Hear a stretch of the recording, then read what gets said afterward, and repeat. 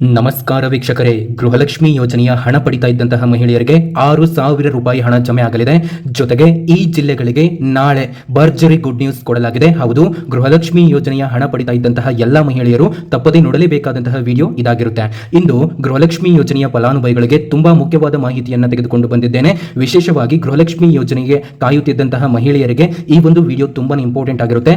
ಏಕೆಂತಂದ್ರೆ ಇಲ್ಲಿ ಫಲಾನುಭವಿಗಳಿಗೆ 6,000 ರೂಪಾಯಿ ಜಮೆ ಕುರಿತು ಮಾಹಿತಿ ಲಭ್ಯವಾಗಿದೆ. ಇನ್ನು ಈ ಹಣ ಯಾವ ಜಿಲ್ಲೆಯ ಫಲಾನುಭವಿಗಳಿಗೆ ಮೊದಲನೇ ಹಂತದಲ್ಲಿ ಜಮೆಯಾಗುತ್ತಿದೆ, ನಿಮ್ಮ ಜಿಲ್ಲೆಯ ಹೆಸರು ಈ ಪಟ್ಟಿಯಲ್ಲಿ ಇದೆಯಾ, ಹಣ ಇನ್ನೂ ಜಮೆಯಾಗದಿದ್ದರೆ ಏನು ಮಾಡಬೇಕು, ಸುಮಾರು 7 ರಿಂದ 8 ಲಕ್ಷ ಫಲಾನುಭವಿಗಳ ಹಣ ತಡೆಹಿಡಿಯಲು ಅಥವಾ ರದ್ದುಗೊಳಿಸಲು ಕಾರಣವೇನು, ಬ್ಯಾಂಕ್ ಖಾತೆಯಲ್ಲಿ ಯಾವ ವಿಷಯವನ್ನು ಪರಿಶೀಲಿಸಬೇಕು, ಮತ್ತು NPCI ಮ್ಯಾಪಿಂಗ್ ಮತ್ತು DBT ಸಕ್ರಿಯವಾಗಿದೆಯೇ, ಮತ್ತು ಕುಟುಂಬದ ಯಜಮಾನಿ ಮರಣ ಹೊಂದಿದ್ದರೆ ಮುಂದೇನು ಮಾಡಬೇಕು, ಈ ಎಲ್ಲ ಮಾಹಿತಿಯನ್ನು ಒಂದೊಂದಾಗಿ ಸರಳವಾಗಿ ತಿಳಿದುಕೊಳ್ಳೋಣ. ಆದರೆ ಈ ವಿಡಿಯೋ ಆರಂಭಿಸುವ ಮೊದಲು ಒಂದು ಮುಖ್ಯ ವಿಷಯ, ಇಲ್ಲಿ ನೀಡುತ್ತಿರುವ ಮಾಹಿತಿ ತುಂಬಾನೇ ಇಂಪಾರ್ಟೆಂಟ್ ಆಗಿರುತ್ತೆ. ಹಾಗಾಗಿ ಈ ಒಂದು ವಿಡಿಯೋನ ದಯವಿಟ್ಟು ಕೊನೆವರೆಗೂ ಕೂಡ ನೋಡಿ. ನಮಸ್ಕಾರ ವೀಕ್ಷಕರೇ, ನೋಡಿ, ನಾವು ನಿಮಗೆ ಯಾವುದೇ ರೀತಿ ಬೇಡದಿರುವಂತಹ ವಿಡಿಯೋಸ್ಗಳು ಮತ್ತು ನಿಮಗೆ ಡಿಸ್ಟರ್ಬ್ ಆಗುವಂತಹ ಅಪ್ಡೇಟ್ಗಳನ್ನು ಎಂದೂ ಕೂಡ ಅಪ್ಲೋಡ್ ಮಾಡೋದಿಲ್ಲ. ಹಾಗಾಗಿ ಯಾರಿನೂ ಕೂಡ ಸಬ್ಸ್ಕ್ರೈಬ್ ಆಗದೆ ನೋಡ್ತಾ ಇದ್ದೀರಾ ಅಂದ್ರೆ ವೀಕ್ಷಕರೇ, ದಯವಿಟ್ಟು ತಪ್ಪದೆ ಕೆಳಗಡೆ ಕಾಣುವಂತಹ ಸಬ್ಸ್ಕ್ರೈಬ್ ಬಟನ್ ಮೇಲೆ ಪ್ರೆಸ್ ಮಾಡಿ, ಅದರ ಮೇಲೆ ಕ್ಲಿಕ್ ಮಾಡಿ. ಪ್ರತಿಯೊಬ್ಬ ವೀಕ್ಷಕರು ಕೂಡ ಸಬ್ಸ್ಕ್ರೈಬ್ ಆಗಿ. ಹಾಗೆ ಈ ಒಂದು ವಿಡಿಯೋನ ನೋಡ್ತಾ ಇರುವಂತಹ ವೀಕ್ಷಕರು ಯಾರಿನೂ ಕೂಡ ವಿಡಿಯೋಕ್ಕೆ ಲೈಕ್ ಮಾಡಿಲ್ಲ ಅಂದ್ರೆ ವಿಡಿಯೋಕ್ಕೆ ಒಂದು ಲೈಕ್ ಅನ್ನು ಮಾಡಿ ಮತ್ತು ವಿಡಿಯೋನ ಸಂಪೂರ್ಣವಾಗಿ ಕೊನೆವರೆಗೂ ಕೂಡ ನೋಡಿ.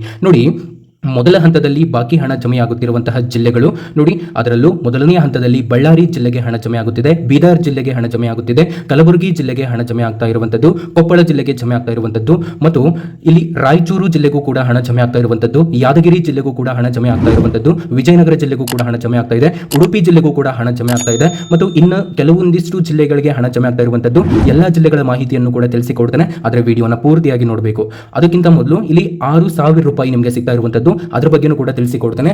ಯಾವೆಂದು ಜಿಲ್ಲೆಗಳಿಗೆ 6,000 ರೂಪಾಯಿ ಹಣ ಮತ್ತು ಉಳಿದಿರುವಂತಹ ಜಿಲ್ಲೆಗಳಿಗೆ ಇಲ್ಲಿ 6,000 ರೂಪಾಯಿ ಹಣ ಜಮೆ ಆಗ್ತಾ ಇದೆ ಅಲ್ಲ. ಹಾಗಾದ್ರೆ ಉಳಿದಂತಹ ಫಲಾನುಭವಿಗಳಿಗೆ ಎಷ್ಟೆಷ್ಟು, ಯಾವ ಜಿಲ್ಲೆಗಳು, ಎಲ್ಲವನ್ನು ಕೂಡ ನೋಡ್ತಾ ಹೋಗೋಣ ಬನ್ನಿ. ನೋಡಿ, ವಿಡಿಯೋನ ಪೂರ್ತಿಯಾಗಿ ನೋಡೋದ್ರ ಜೊತೆಗೆ ತಪ್ಪದೆ ಒಂದು ಲೈಕ್ ಅನ್ನು ಮಾಡಿ. ಗೃಹಲಕ್ಷ್ಮಿ ಯೋಜನೆಯ ಅಡಿಯಲ್ಲಿ ಕೆಲವು ಫಲಾನುಭವಿಗಳಿಗೆ ಬಾಕಿ ಉಳಿದಿರುವಂತಹ ಕಂತಿನ ಜೊತೆಗೆ ಒಟ್ಟು 6,000 ರೂಪಾಯಿ ಜಮೆಯಾಗುತ್ತಿರುವ ಕುರಿತು ಮಾಹಿತಿಯನ್ನು ನೀಡಲಾಗಿದೆ. ಅಂದರೆ ಜೂನ್ ತಿಂಗಳ 2,000 ರೂಪಾಯಿ ಹಣ, ಜುಲೈ ತಿಂಗಳ 2,000 ರೂಪಾಯಿ ಮತ್ತು ಈ ತಿಂಗಳ 2,000 ರೂಪಾಯಿ, ಒಟ್ಟು 6,000 ರೂಪಾಯಿ. ಆದರೆ ಇಲ್ಲಿ ಒಂದು ವಿಷಯವನ್ನು ಎಲ್ಲರೂ ಗಮನದಲ್ಲಿ ಇಟ್ಟುಕೊಳ್ಳಬೇಕು. ಈ ಹಣ ಅರ್ಹತೆ ಹೊಂದಿರುವ ಮತ್ತು ಪಾವತಿ ಪಡೆದಂತಹ ಮಹಿಳೆಯರಿಗೆ ಮಾತ್ರ ಸಿಗುತ್ತೆ ಮತ್ತು ಯಾವುದೇ ತಾಂತ್ರಿಕ ಅಥವಾ ದಾಖಲೆ ಸಮಸ್ಯೆ ಇಲ್ಲದ ಫಲಾನುಭವಿಗಳಿಗೆ ಮಾತ್ರ ಜಮೆ ಆಗುತ್ತೆ. ಹಾಗಾಗಿ ನಿಮ್ಮ ಖಾತೆಗೆ 6,000 ರೂಪಾಯಿ ಇನ್ನೂ ಬಂದಿಲ್ಲ ಎಂದು ಮಾತ್ರಕ್ಕೆ ನಿಮ್ಮ ಹಣ ರದ್ದಾಗಿದೆ ಎಂದು ಅರ್ಥವಲ್ಲ. ನಿಮ್ಮ ಅರ್ಜಿ ಸ್ಥಿತಿ, ಬ್ಯಾಂಕ್ ಖಾತೆ, ಆಧಾರ್ ಲಿಂಕ್, NPCI ಮ್ಯಾಪಿಂಗ್ ಮತ್ತು DBT ಸ್ಥಿತಿಯನ್ನು ಪರಿಶೀಲಿಸುವುದು ಮುಖ್ಯ. ಮತ್ತು ನೋಡಿ, ಇಲ್ಲಿ ಬರೋಬ್ಬರಿ 7 ರಿಂದ 8 ಲಕ್ಷ ಫಲಾನುಭವಿಗಳಿಗೆ ಹಣ ಏಕೆ ತಡೆ ಹಿಡಿಯಲಾಗಿದೆ. ಸ್ನೇಹಿತರೆ, ಇತ್ತೀಚಿನ ದಿನಗಳಲ್ಲಿ ಹಲವಾರು ಮಹಿಳೆಯರು ನಮಗೆ ಗೃಹಲಕ್ಷ್ಮಿ ಹಣ ಏಕೆ ಬರುತ್ತಿಲ್ಲ ಎಂದು ಪ್ರಶ್ನಿಸುತ್ತಿದ್ದಾರೆ. ಇದಕ್ಕೆ ಹಲವಾರು ಕಾರಣಗಳಿದ್ದಾವೆ.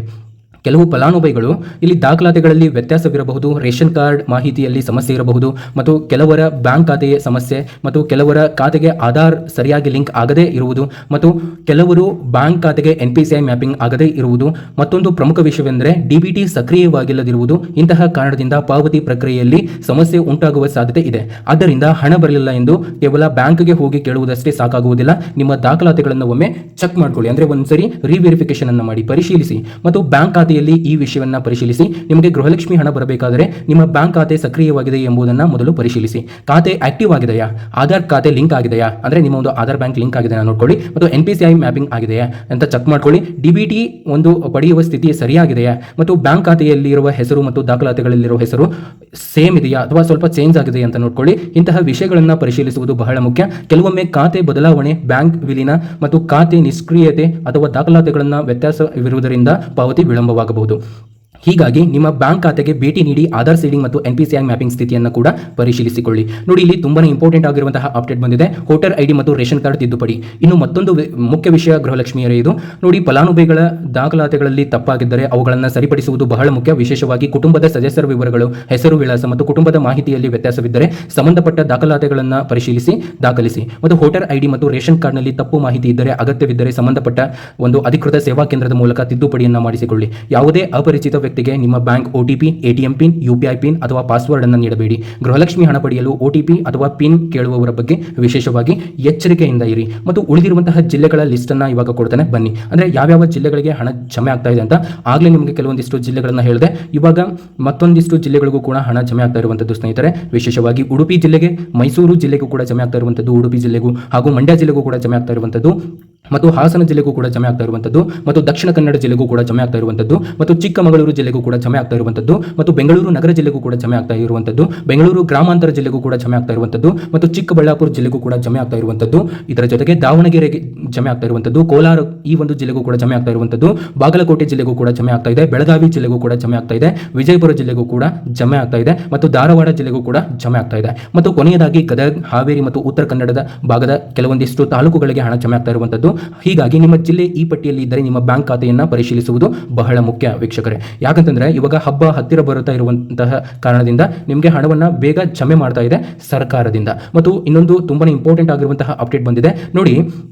ನಿಮ್ಮ ಒಂದು ಜಿಲ್ಲೆ ಈ ಒಂದು ಪಟ್ಟಿಯಲ್ಲಿ ಇರದಿದ್ದರೆ, ನನ್ನ ಜಿಲ್ಲೆ ಈ ಪಟ್ಟಿಯಲ್ಲಿ ಇಲ್ಲ ಹಾಗಾದರೆ ನನಗೆ ಹಣ ಬರೋದಿಲ್ಲ ಎಂದು ಆತಂಕ ಪಡಬೇಡಿ. ನೋಡಿ, ಇಲ್ಲಿ ಈ ಪಟ್ಟಿಯಲ್ಲಿ ಮೊದಲ ಹಂತದ ಮಾಹಿತಿ ಎಂದು ಮಾತ್ರ ಪರಿಗಣಿಸಿ, ಎರಡನೆಯ ಹಂತದಲ್ಲೂ ಕೂಡ ಹಣ ಜಮೆ ಆಗ್ತಾ ಇರುವಂಥದ್ದು ವೀಕ್ಷಕರೇ. ಮತ್ತು ಕುಟುಂಬದ ಯಜಮಾನಿ ಮರಣ ಹೊಂದಿದ್ದರೆ ಇಲ್ಲಿ ಏನು ಮಾಡಬೇಕು ಅಂತ ನೀವು ಕೇಳಬಹುದು. ಇದು ಕೂಡ ಬಹಳ ಮುಖ್ಯವಾದ ಪ್ರಶ್ನೆ. ಒಂದು ಕುಟುಂಬದಲ್ಲಿ ಗೃಹಲಕ್ಷ್ಮಿ ಯೋಜನೆಯ ಫಲಾನುಭವಿಯಾಗಿದ್ದರೆ, ಯಜಮಾನಿ ಮರಣ ಹೊಂದಿದ್ದರೆ ಆ ಕುಟುಂಬದ ಯೋಜನೆಯ ವಿವರಗಳಲ್ಲಿ ಬದಲಾವಣೆ ಮಾಡುವ ಅಗತ್ಯ ಬರಬಹುದು. ಅಂತಹ ಸಂದರ್ಭದಲ್ಲಿ ಹೊಸ ಅರ್ಜಿ ಅಥವಾ ಫಲಾನುಭವಿ ಬದಲಾವಣೆ ಸಂಬಂಧಿಸಿದಂತೆ ಅಧಿಕೃತವಾಗಿ ಲಭ್ಯವಿರುವಂತಹ ಪ್ರಕ್ರಿಯೆಯನ್ನು ಅನುಸರಿಸಬೇಕು.